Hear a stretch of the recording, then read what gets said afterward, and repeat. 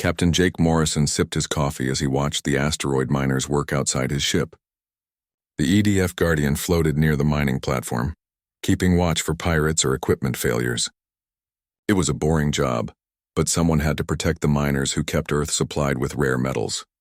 "Sir, I'm getting some strange readings," said Lieutenant Amy Rodriguez from her station. She was the ship's tactical officer, and her screens showed energy signatures that didn't match anything in their database. "What kind of strange?" Jake asked, setting down his cup. He had been in space for 15 years, and strange readings usually meant trouble. 3 ships just appeared out of nowhere. "They're big, sir. Much bigger than anything we have." Amy's voice was steady, but Jake could hear the worry underneath. Jake looked at the main screen as 3 massive alien vessels materialized in space. They were unlike anything humans had ever built. Dark metal hulls stretched for miles, covered in strange symbols that glowed with purple light. The ships moved with smooth grace that spoke of advanced technology. "Red alert," Jake ordered. "All hands to battle stations. Amy, try to contact them." The alien ships moved closer to the mining platform. Jake could see the miners scrambling to get inside the station as emergency lights flashed. These people were civilians with families back on Earth. His job was to keep them safe. "This is Captain Morrison of the Earth Defense Force Ship Guardian," Amy broadcast on all frequencies. "Please identify yourselves and state your intentions." The response came in perfect English, though the voice sounded cold and mechanical. "Primitive vessels, you are now subjects of the Zephyrian Empire. Lower your shields and prepare to be boarded. Any resistance will result in your destruction." Jake felt his blood run cold. These aliens were giving them orders like they owned human space. "Amy, what's their weapons status?" "They're charging something big, sir. Energy levels are off the charts." Amy's fingers danced over her controls. "Sir, they're targeting the mining platform." "Like hell they are," Jake muttered. He opened a channel to the mining station. "This is Captain Morrison. Evacuate immediately. Get everyone into the escape pods now." "We can't just abandon our equipment," came the reply from the platform manager. "Better to lose equipment than lives," Jake said firmly. "Move now, that's an order." The alien voice spoke again. "You have 30 seconds to comply. This is your only warning." Jake looked around his bridge. His crew of 23 men and women were all staring at him, waiting for orders. They knew they were outgunned. The Guardian was a patrol ship, built to chase pirates, not fight alien warships. But those were human civilians on that platform. "Sir?" Amy asked quietly. Jake made his decision. "All power to shields. Amy, target their lead ship's weapon systems. We're going to buy those miners time to escape." "Sir, we can't win this fight," said Chief Engineer Bob Chen from his station in the back. "Maybe not," Jake replied. "But we can make them remember us." The alien ships fired first. A beam of purple energy struck the mining platform and turned it into a ball of fire. 17 miners who hadn't made it to the escape pods died instantly. Jake watched their life signs disappear from his screen and felt anger burn in his chest. "Return fire," he ordered. The Guardian's weapons were small compared to the alien guns, but they hit their target. The lead alien ship's shields flared as human missiles struck home. It wasn't enough to do real damage, but it got their attention. "All ships target the small vessel," came the cold alien voice. 3 massive warships turned their guns on the tiny human patrol boat. Jake knew they had maybe minutes before being destroyed. He had to make those minutes count. "Bob, give me everything the engines have," Jake called out. "Amy, plot a ramming course for the damaged ship." "Sir, that's suicide," Amy said. "Those miners had families," Jake replied. "We're going to show these aliens that humans don't go down easy. Full speed ahead." The Guardian accelerated toward the alien fleet. Enemy fire struck their shields, draining power and causing sparks to fly from damaged systems. The ship shook violently as explosions rocked the hull. "Shields at 20%, Amy reported, her voice calm despite the chaos. "Keep firing," Jake ordered. "Make every shot count."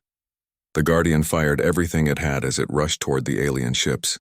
Human missiles and energy beams struck alien hulls, causing minor damage but proving that these invaders could be hurt. The aliens seemed surprised by the direct attack. Jake watched the distance close on his screen. 5 miles, 3 miles, 1 mile. The alien ship was trying to move away, but it was too late. The Guardian struck the enemy vessel at full speed. The impact was tremendous. Jake felt himself thrown from his chair as the human ship buried itself deep in the alien hull. Emergency lights flickered as systems failed throughout both vessels. Alarms blared in the darkness. "Damage report," Jake called out, pulling himself up from the floor. We're stuck in their hull, sir, Amy said, blood running down her face from a cut. Both ships are badly damaged. Jake could hear alien voices shouting in their strange language through the hull. Good. They were hurt too. He grabbed the ship's communication system. This is Captain Morrison to all human forces, he broadcast. We have engaged hostile alien vessels near mining platform 7. The enemy has superior technology but can be damaged. They destroyed a civilian platform and killed 17 innocent people. Do not let them reach Earth.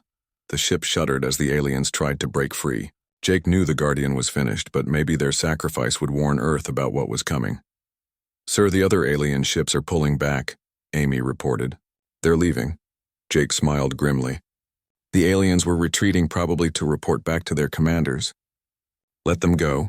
They would tell their leaders that humans fought back, that Earth's defenders would die before surrendering. It was a message worth dying for. The lights went out on the Guardian as the ship's power finally failed. Jake and his crew had bought Earth time to prepare. He hoped it would be enough. Admiral Kextar stood before the Zephyrian High Command, his purple skin darker than usual from shame. The holographic display showed the remains of his fleet limping back to Empire space. One ship destroyed, 2 others heavily damaged, all because of a single human vessel. Explain this failure, commanded Supreme Leader Voxhan, his voice echoing through the vast chamber. The humans possess moderate military capabilities, Kextar reported. Their technology is primitive, but they fight with unusual aggression. They appear to have no concept of tactical retreat. The other admirals murmured among themselves. In 300 years of conquest, the Empire had never encountered a species that fought so desperately. Most civilizations surrendered after losing their first battle. How many ships did they deploy? Asked Admiral Zexkol. 1 patrol vessel, Kextar admitted. But their tactics were disturbing. They rammed our ship at full speed, knowing it meant their own destruction. The Supreme Leader's eyes narrowed. 1 ship caused this much damage? Yes, my lord. But I believe a standard invasion force will be sufficient. 50 ships and 10,000 soldiers should easily conquer their home world. On Earth, General Lisa Carter stood in the war room beneath the Pentagon. The walls were covered with screens showing ship movements, military bases, and production facilities across the solar system. She had just finished reading Captain Morrison's final transmission. The aliens think we're weak, she told the assembled Earth Defense Council. They're wrong. President Adams leaned forward in his chair. What are our capabilities, General? Currently, we have 312 active ships in the Earth Defense Force, Lisa replied. But that's just our patrol and customs fleet. If we activate reserve forces and convert civilian vessels, we can field over 2,000 ships. Convert civilian ships?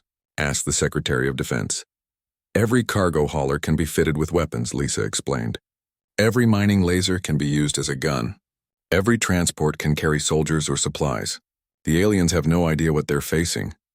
Colonel Ben Hayes was already coordinating the defense from Lunar Command. He watched as hidden weapon platforms throughout the solar system came online. These installations had been built in secret over the past 50 years, disguised as research stations and communication arrays. Status report, Ben called out to his staff. All outer system defenses are active. Sir, reported Major Sue Davis. Jupiter Station has 20 missile platforms ready. Saturn's rings are seeded with mines. Even the asteroid belt has been weaponized. Commander Sarah Blake was busy at Mars Naval Yard, where civilian ships were being quickly converted for war. Cargo containers were being replaced with missile launchers. Passenger ships were being fitted with armor plating. Tourist vessels were being loaded with Marines. How long until the civilian fleet is ready? She asked her chief engineer. 48 hours for basic conversions, came the reply. These ships won't be pretty, but they'll fight. Sarah nodded. The aliens expected to face a small patrol force. Instead, they would meet the combined fury of an entire civilization that refused to be conquered. The Zephyrian invasion fleet arrived at the edge of human space 3 days later.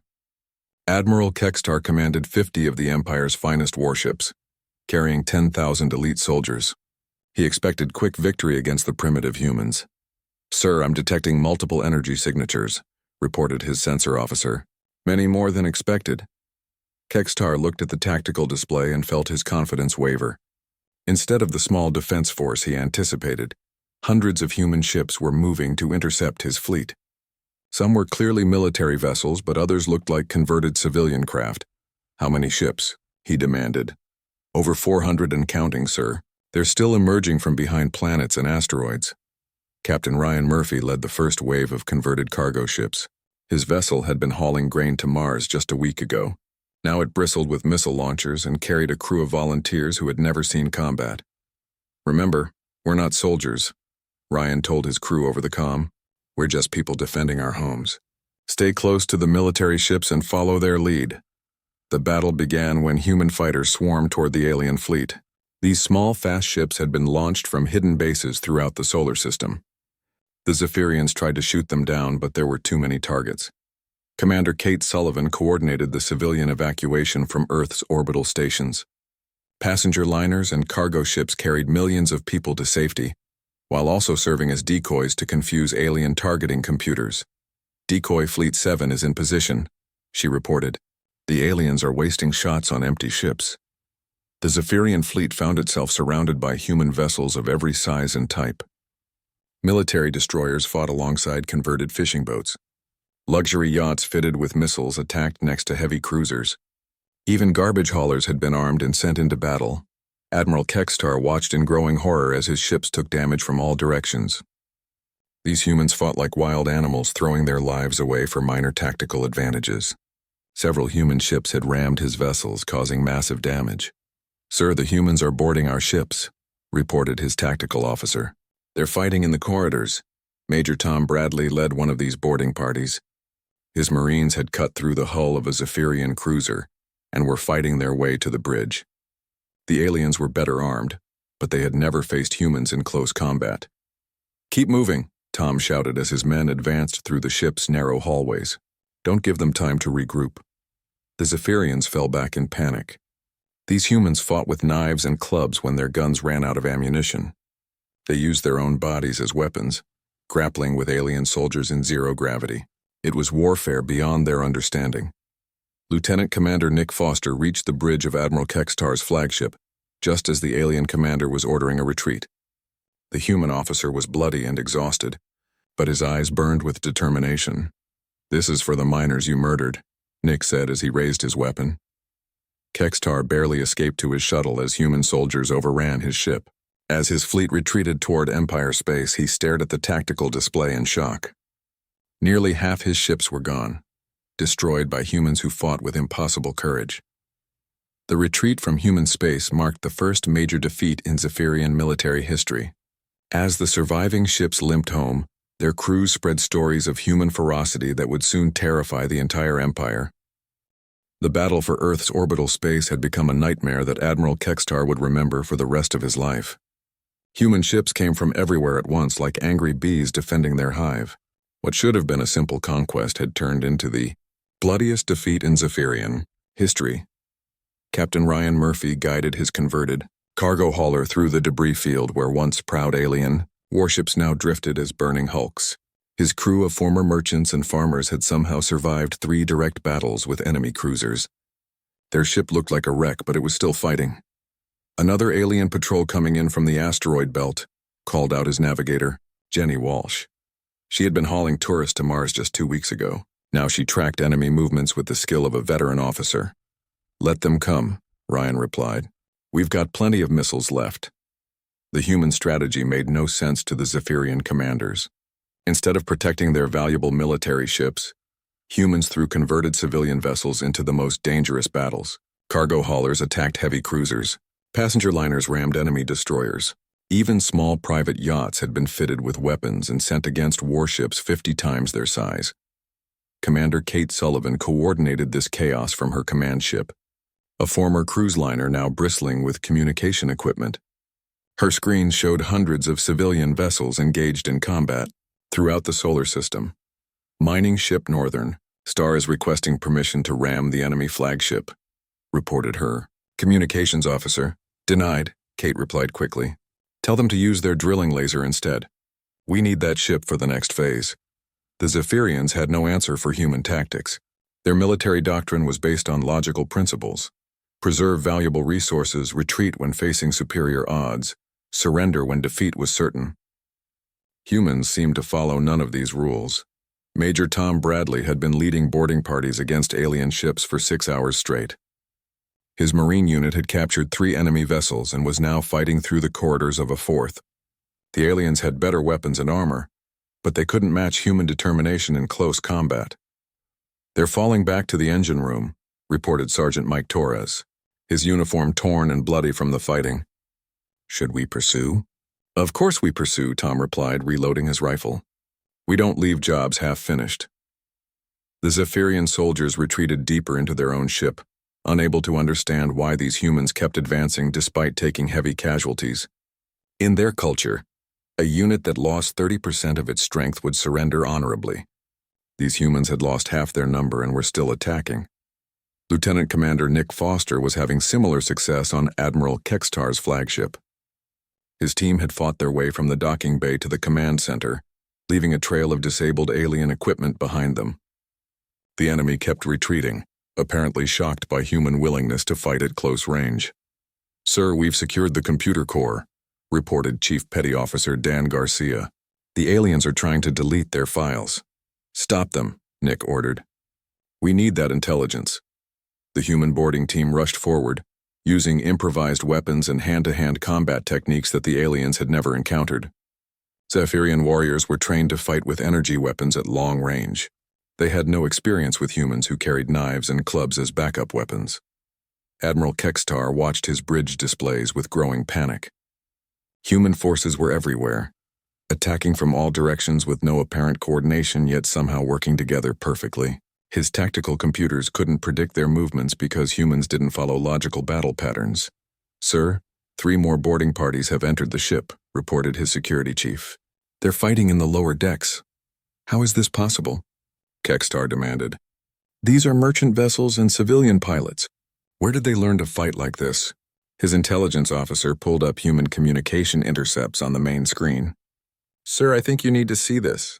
The humans are treating this as a community defense. They're not just military fighting military. Their entire population is involved." The intercepted messages showed the truth. Human civilians were volunteering for dangerous missions, donating their ships to the war effort, and converting their businesses into weapon factories. Children were sending messages of support to the fighting crews. Families were relocating to make room for refugees while simultaneously preparing to fight if the aliens reached Earth. Captain Steve Watson led a squadron of modified mining ships against a Zephyrian supply convoy. His vessels had originally been designed to strip mine asteroids. Now their industrial equipment was being used to tear apart alien warships. "Target their engines," Steve commanded. "These mining lasers can cut through anything." The alien escorts tried to protect their supply ships, but they had never faced industrial-grade cutting equipment used as weapons. Human mining lasers sliced through enemy armor like paper, while drilling equipment punched holes in alien hulls. Commander Julie Martinez was preparing the first human ground assault on a Zephyrian-held asteroid station. Her troops were a mixture of regular Marines and volunteer fighters from across the solar system. Many had never seen combat before this war began. "Remember, these aliens think we're weak," she told her assembled forces. "They've never fought humans on the ground. Show them what a mistake that was." The assault began with converted cargo ships landing directly on the asteroid's surface. Human soldiers poured out of the holds, advancing under heavy enemy fire while carrying their wounded comrades. The sight broke the morale of experienced Zephyrian defenders who had never seen warriors advance while under direct attack. "They're not stopping," reported a panicked alien commander. "We've inflicted severe casualties, but they keep coming." The Zephyrian garrison commander watched human forces advance across the asteroid's surface. These humans moved in small groups, taking cover behind rocks and equipment, always supporting each other. When one human fell, 2 others would drag him to safety while continuing to fight. "Retreat to the inner bunkers," he ordered. "Seal the blast doors."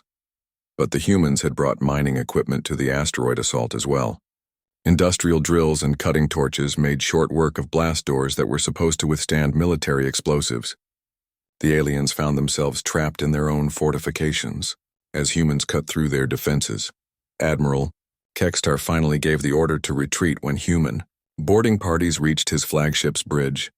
He escaped to his personal shuttle just as Lieutenant Commander Nick Foster and his team broke through the final blast door. "Next time, pick on someone your own size," Nick called out as the alien admiral fled. The surviving Zephyrian ships limped away from human space, carrying with them detailed recordings of human combat capabilities.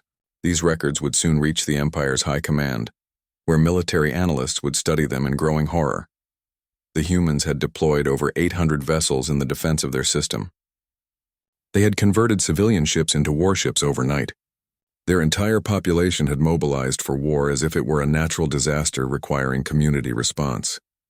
Most terrifying of all, the intercepted communications suggested that this massive fleet represented only a fraction of human capability. Earth's defenders had fought with the desperate courage of a species making its last stand. But their messages spoke of this as merely the opening battle of a longer war. The Zephyrian Empire was about to learn that they had not encountered humanity's full military might.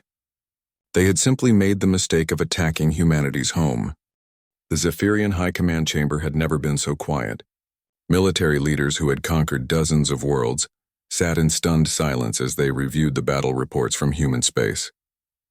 The holographic display showed the devastating losses: 37 ships destroyed, thousands of elite soldiers dead, and an entire invasion fleet in full retreat. Supreme Leader Voxahan's purple skin had turned almost black with rage. Explain to me how 50 warships were defeated by primitive humans. Military analyst Vexnall stepped forward, his tentacles trembling as he activated the tactical display. My lord, the humans deployed over 800 vessels. They converted civilian ships into warships and mobilized their entire population for combat. 800 ships? Admiral Zexkol interrupted. Our intelligence reported they had fewer than 50 military vessels. That was correct, Vexnall replied nervously. The humans transformed cargo haulers, passenger liners, mining ships, and even private yachts into combat vessels.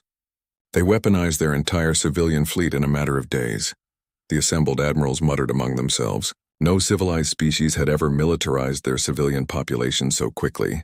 It suggested a level of organization and determination that defied their understanding of warfare. Intelligence Officer Zarketh approached the display with even more disturbing news. My lords, I have analyzed the human communication intercepts. What we faced was not their full military capability. The chamber fell silent again. Supreme Leader Voxhan leaned forward in his throne. Explain. The humans refer to their defenders as the Earth Defense Force, Zarketh continued. Their communications suggest this is a local patrol unit, not their main military. They have defensive installations throughout their solar system, but we detected no major fleet bases or military academies. Admiral Kextar, still recovering from his defeat, felt his blood turn cold. Are you saying there are more human forces? Much more, Zarketh confirmed. Intercepted messages reference reserve fleets and mothballed vessels that were not activated for this battle. The humans appear to have much larger military forces stationed elsewhere. Meanwhile, in human space, Captain Steve Watson was leading the first counter-offensive against Zephyrian outposts. His task force consisted of captured alien ships modified with human technology and tactics. The combination was proving devastatingly effective. Target their communication array first, Steve ordered as his ships approached a Zephyrian mining station. We want them to send a message before we destroy them. The attack was swift and brutal. Human-modified alien weapons tore through the station's defenses, while human boarding parties stormed the facility. The Zephyrian defenders, still traumatized by their recent defeat, offered little resistance. This is for the miners you murdered, Steve broadcast to the surviving aliens as his ships reduced their station to debris. Each human raid demonstrated new tactical innovations that the Empire had never encountered. Humans modified captured alien technology faster than their original creators had developed it. They combined alien energy weapons with human missile systems to create hybrid weapons of terrifying effectiveness.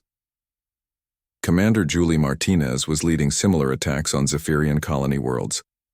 Her ground forces had learned to use captured alien equipment alongside human weapons, creating combined arms tactics that overwhelmed enemy defenses. The aliens fight like they're following a book, she explained to her officers. We just need to do things the book doesn't cover. Her latest assault involved human marines using captured alien hover tanks alongside human infantry with rocket launchers. The Zephyrians had no tactical doctrine for dealing with this combination of familiar and unfamiliar weapons. The sight of human soldiers advancing under heavy fire, carrying wounded comrades while continuing to fight, was breaking the morale of experienced Zephyrian warriors across multiple worlds. Reports flooded back to Empire space describing human forces that seemed immune to normal battlefield psychology. "They don't retreat when they should," reported one panicked Zephyrian commander. "They advance into certain death and somehow survive through determination alone." Back in the Empire's capital, the High Command was receiving these disturbing reports with growing alarm. Their military doctrine had been developed over centuries of fighting logical opponents who followed predictable patterns. Humans appeared to follow no patterns at all. They used civilian ships in military roles, Admiral Zexkol read from one report. They convert industrial equipment into weapons. They mobilize their entire population for war as if it were a natural disaster. How do we fight an enemy that breaks every rule of civilized warfare? The answer came from long-range reconnaissance scouts who had finally reached the edge of human space. Their reports sent shockwaves through the Empire's leadership that would be felt for generations. "My lords," reported Scout Commander Texville, "I have surveyed human territory beyond their home system. What we attacked was not their military. It was their local police force." The holographic display changed to show images captured by Zephyrian scouts. Massive orbital shipyards around distant stars, fleets of warships in protective storage, military academies training millions of human soldiers, entire planets converted into weapon factories. "How many ships do they have?" Supreme Leader Voxhan asked quietly. "Conservative estimate 50,000 active military vessels," Texville replied. "Unknown numbers in reserve storage. Their shipbuilding capability appears to exceed our own by a factor of 10. The chamber erupted in panicked voices as the full scope of human military power became clear. The Earth Defense Force that had defeated their invasion fleet was exactly what its name suggested, a local defense patrol. The humans had entire battle fleets scattered across dozens of star systems. "There's more," Texville continued grimly. "Human civilian populations throughout their territory are conducting military training. Children learn weapons handling alongside mathematics. Adults practice combat drills as community service. Their entire species appears to be organized for warfare." Intelligence Officer Zarketh added his own terrifying observations. "My lords, humans appear to consider military service a civic duty rather than a profession. Their communications suggest that billions of civilians can be mobilized for combat within days of an emergency declaration." Admiral Kextar realized the true horror of what they had done. "We didn't attack their military. We attacked their families." The implication hung in the air like a death sentence. The Zephyrian Empire had started a war with a species that viewed attacks on civilians as personal insults requiring blood vengeance. Every human in their territory would now consider the Empire a mortal enemy. Supreme Leader Voxhan stood slowly from his throne. For the first time in his long reign, he felt genuine fear. "What are our options?" Military analyst Vexnall consulted his tactical computers before answering. "Against 50,000 enemy warships supported by an armed civilian population? My lord, we have no options. We can only hope they are willing to accept our surrender." The Zephyrian Empire, rulers of 12 star systems and conquerors of 100 worlds, faced the unthinkable prospect of total defeat. They had awakened a sleeping giant that possessed more military power than they had dreamed possible. Worse yet, the humans were coming. Long-range sensors detected massive fleets moving toward Empire space. The species they had dismissed as primitive was about to teach them the true meaning of war. The emergency session of the Zephyrian High Command was unlike anything in the Empire's 300-year history. Representatives from all 12 star systems had gathered to hear the most terrifying intelligence report ever compiled. The holographic displays showed human military installations that dwarfed anything the Empire had ever built. Supreme Leader Voxhan stared at the images with growing horror. Orbital shipyards stretching for thousands of miles around human worlds. Fleets of warships so vast they blotted out the stars. Military academies on dozens of planets training millions of soldiers simultaneously. "These images are confirmed?" he asked quietly. Scout Commander Texville nodded grimly. "Yes, my lord. We have surveyed 43 human systems.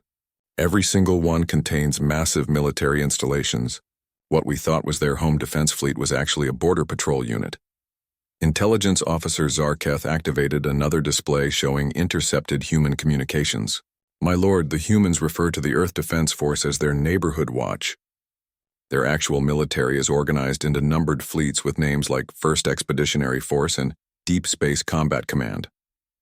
The assembled admirals sat in stunned silence. They had been defeated by what humans considered their local security force. The implications were terrifying beyond comprehension. "How many ships do they have in total?" asked Admiral Zexkol. "Conservative estimates suggest over 100,000 active military vessels," Texville replied. "Unknown numbers in reserve status. Their shipbuilding capacity appears to be growing exponentially."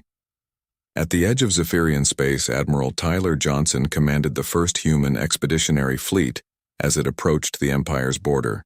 2,000 ships spread across space in perfect formation, their hulls gleaming with weapons that had never been tested in combat. This was humanity's answer to alien aggression.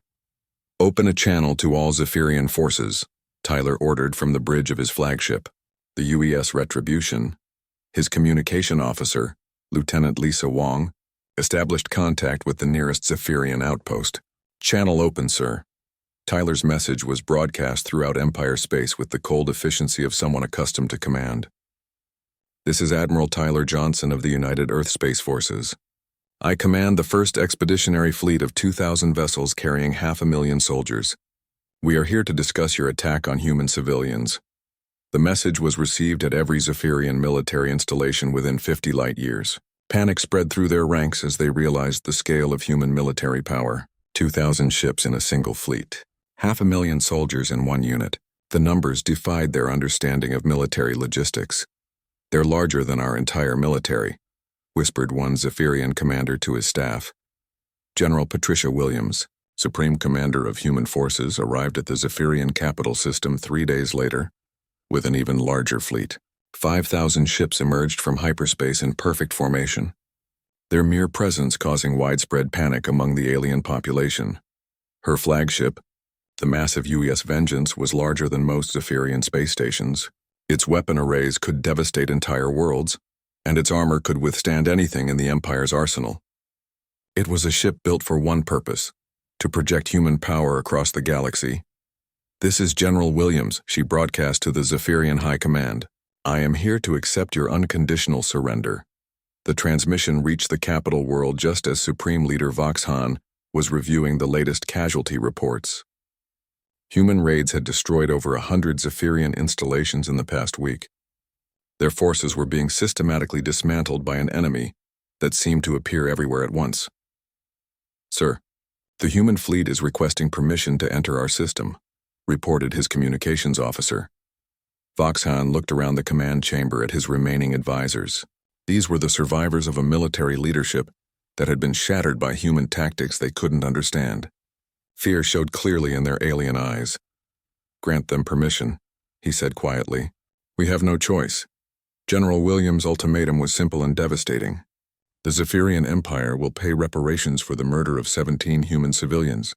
You will withdraw all military forces from human space immediately. You will recognize human sovereignty over our territory and accept trade restrictions that we deem appropriate." She paused to let the terms sink in before delivering the alternative. "Refuse these terms and you will face the full military might of humanity. What you encountered at Earth was our neighborhood watch. This fleet represents our rapid response force. Our main battle fleets have not yet been deployed. The threat was clear and terrifying. If this massive force was merely their rapid response unit, what could their main military accomplish?" The Zephyrian Empire faced a choice between humiliating surrender and total annihilation. Admiral Kexitar, the architect of the original disaster, provided the final piece of intelligence that sealed their fate. "My lords, I have reviewed the human battle recordings. Their soldiers sing while advancing into enemy fire. They carry pictures of their families into battle. They fight not for conquest or glory, but to protect their loved ones." He activated a recording of human communications from the Battle of Earth. The voices of ordinary civilians volunteering for suicide missions filled the chamber, miners offering to ram alien ships with their equipment, parents sending their children to safety while staying behind to fight. "How do we defeat an enemy that considers death in defense of family to be an honor?" Kekstar asked. "How do we conquer a species where every civilian is a potential soldier and every soldier will die before surrendering?" The answer came from the most unexpected source. A junior intelligence analyst named Kevnox had been studying human cultural transmissions for months. His findings painted a picture of a species unlike any the Empire had encountered. "My lords," Kevnox reported nervously, "humans have been preparing for this war for their entire history. They call it preparation for external threats. Every human child learns basic military skills. Every adult knows how to use weapons and follow military commands. Their entire civilization is organized around the principle of defending their species from extinction. The final blow came when long-range sensors detected more human fleets moving toward Empire space. Massive formations of warships were approaching from multiple directions, suggesting a coordinated campaign to surround and isolate Zephyrian forces. Supreme Leader Voxhan realized that continued resistance meant the complete destruction of his civilization. The humans had revealed only a fraction of their true power, but that fraction was already overwhelming. "Open a channel to the human." "Commander," he ordered. "General."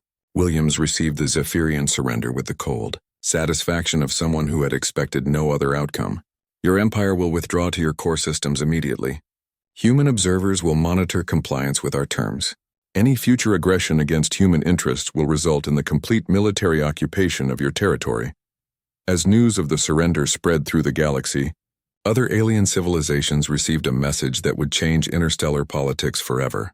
The Zephyrian High Command broadcast a warning to every species within 100 light years. "Do not engage the humans in military conflict." What we believed to be their entire military was merely their local security force. Their true capabilities exceed our worst fears. They possess fleets larger than our entire empire, and a population trained from birth for warfare. Most terrifying of all, they fight not for conquest but for survival, making them willing to accept casualties that would break any rational military force. The message concluded with a statement that would echo through galactic history. "We thought we had encountered their whole army. We discovered we had attacked their neighborhood watch." Humanity had announced its presence to the galaxy not as conquerors, but as protectors of their own. The universe had learned that humans possessed military power beyond imagination and the will to use it when threatened. The age of human expansion was about to begin, and the galaxy would never be the same.